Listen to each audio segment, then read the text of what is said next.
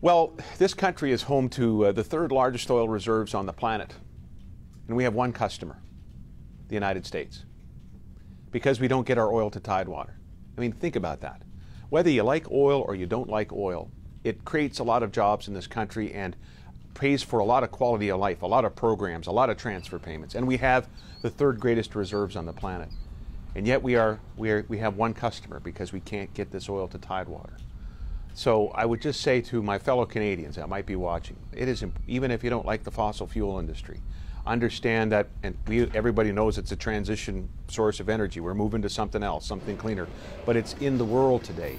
And if Canada's not supplying it because we can't get it to the tide, to our coasts, other countries are, that care less about the environment, that care less about human rights. If it's not our oil, it'll be someone else's. And I would say, why not, to the benefit of Canadians who depend on those jobs and Canadians who depend on the quality of life that comes from that sector? Why wouldn't we support a Prime Minister, including the last two, the ones Trudeau and Harper, as they've sought to lead and get oil to Tidewater? We have Line 3 now approved coming through Saskatchewan. There'll be about $1 billion and thousands of jobs, and it'll replace a 50-year-old line. And I know there will be opposition to replacing old lines even.